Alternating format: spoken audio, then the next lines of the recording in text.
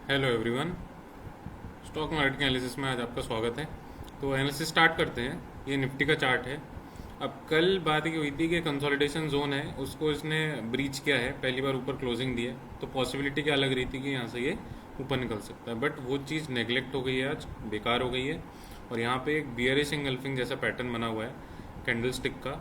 तो ये अब एक स्ट्रॉन्ग मूव कह सकते हो आप, मतलब ये अब बियरिश थोड़ा सा ज़्यादा दिखता है, नीचे की तरफ आने की पॉसिबिलिटी ज़्यादा दिखती है।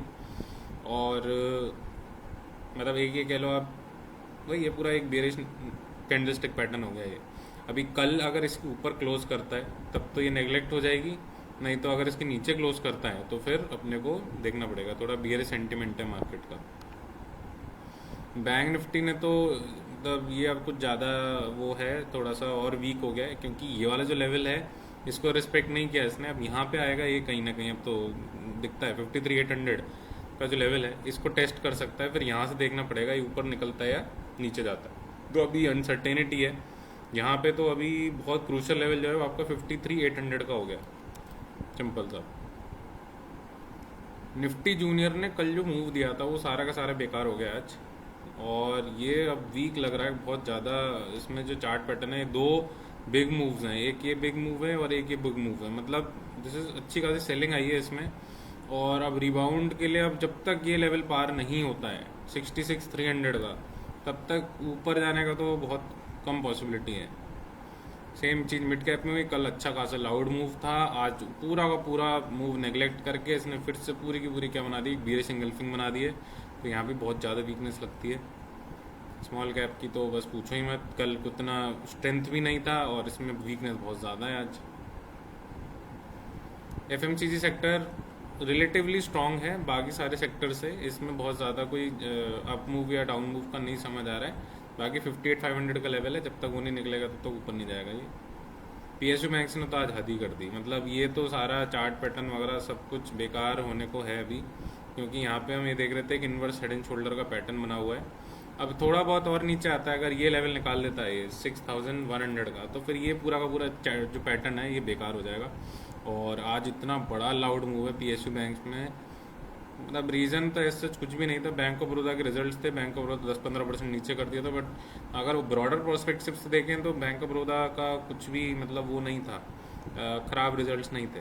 बाकी यहाँ पे मैं किसी भी स्टॉक का नाम ले रहा हूँ, बायर मतलब बाय या सेल की रिकमेंडेशन नहीं है, जस्ट फॉर स्टडी पर्पज़ है, एग्जाम्पल्स हैं वो। आईटी सेक्टर में देखोगे आप तो कल एक डोजी थी, उसके बाद अब ये एक बियरिश इंगल्फिंग है। तो काफ़ी सारे सेक्टर्स में आप देखो, फार्मा में ठीक है थोड़ी बहुत बाइंग आई है लास्ट में, तो ये रिलेटिवली थोड़ा सा स्ट्रांग लग रहा है, उतना वीक नहीं है। ये भी सेम है, मतलब these are strong, pharma and health care are strong compare to other sectors. Consumption index के अंदर ऊपर खुला है, ये नीचे आया, तो ये भी मतलब उतना बियरिश नहीं है, तो ठीक ठीक लग रहा है ये। मेटल तो कंसोलिडेट कर रहा है, गजब भी कंसोलिडेट कर रहा है। ये तो इसमें लेवल्स आप देखो तो यहाँ देखते हैं, अब फर्दर मूव आएगा तब तक कुछ पता चलेगा, अभी तो कुछ पता ही नहीं है। मीडिया का तो भाई कुछ कहना ही नहीं है, तो गजब ही सेक्टर है। कंज्यूमर ड्यूरेबल में अभी देखो, अपन को ये था कि ये वाला जो लेवल है रिस्पेक्ट होगा, बट इसने आज ब्रेक डाउन कर दिया है।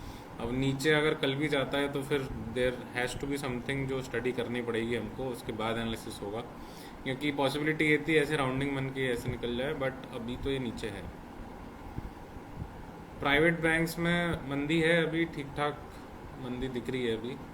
अब ये अभी तो पूरा जितना भी दिख रहा है सब कुछ नेगेटिव ही है, कल देखते हैं कैसा रहता है। फाइनेंशियल्स भी वीक ही दिख रहे हैं अभी, चार्ट में उतनी नहीं है कुछ भी।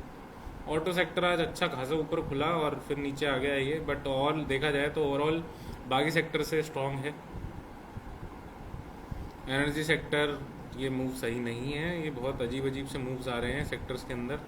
और आज का मार्केट ओवरऑल देखा जाए तो बहुत वीक था, बट जो निफ्टी है वो बहुत थोड़ी बहुत गिरी है। बट सेक्टर आप देखो, सेक्टर्स में कितने कितने स्टॉक्स हैं, कितने कितने गिरे हुए हैं वो। रियलिटी है इसमें भी देखो, अच्छा खासा लाउड मूव आ रखा है नीचे का। तो कल अगर इनमें रिकवरी आती है तब तो वो कुछ ना कुछ बुलिश बाइस बनेगा, नहीं अभी तक के लिए तो मार्केट का जो बाइस दिखता है वो बेयरिश ही दिखता है वो। तो ये तो आपके इंडेक्सेस हो गए सारे। उसके बाद हम F I D I data पे आ जाते हैं। तो F I D I data अगर आप देखोगे तो कॉल राइटिंग हुई है 24,500 पे, 24,400 पे और 24,450 पे, और पुट अनवाइंड भी हुई है यहाँ से। 24,500 पे अच्छी खासी पुट अनवाइंडिंग हुई है और 24,400 पे पुट अनवाइंडिंग हुई है। जो ओवरऑल पीसीआर दिख रहा है 0.8 दिख रहा है, बट ये जो जोन है आपका 24,400 और 24,500, ये मेजर रेजिस्टेंस दिखते हैं और सपोर्ट उतना कुछ है नहीं कहीं पे भी। अब ये पीसीआर 0.8 किसी पीछे वाली स्ट्राइक की वजह से है, नहीं तो बहुत ज़्यादा इसमें कॉल हैवी वो है ये क्या कहते हैं ऑप्शन चेन, तो मतलब उतना मेरे को बुलिश बाइस तो नहीं दिखता है। बाकी एक बारी को FIDI डेटा और एनालिसिस कर लेते हैं।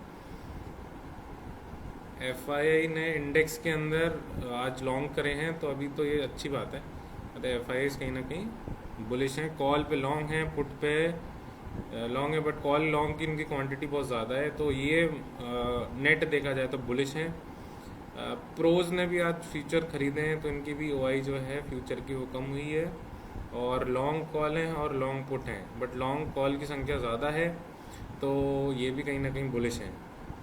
क्लाइंट ने शॉर्ट करें फ्यूचर्स, और इंडेक्स के अंदर ये लोग शॉर्ट कॉल हैं और शॉर्ट पुट हैं, और शॉर्ट कॉल की संख्या ज़्यादा है, तो यहाँ पे ये लोग बियरिश हैं।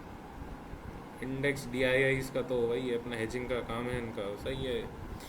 तो ये तो सिंपल दिख रहा है अभी यहाँ पे। FIIs जो प्रो जो हैं वो बुलिश हैं और क्लाइंट जो है वो बियरिश है। चार्ट पैटर्न जो दिख रहा है आज का, उस हिसाब से चीज़ें जो दिख रही हैं वो कहीं ना कहीं बियरिश तरफ ही दिख रही हैं। अभी कैसा रहता है, कौन सी एक्सपायरी पे कैसा खेला जाता है ऑपरेटर्स के द्वारा, वो देखना पड़ेगा। तो आज का एनालिसिस यही था। Thank you.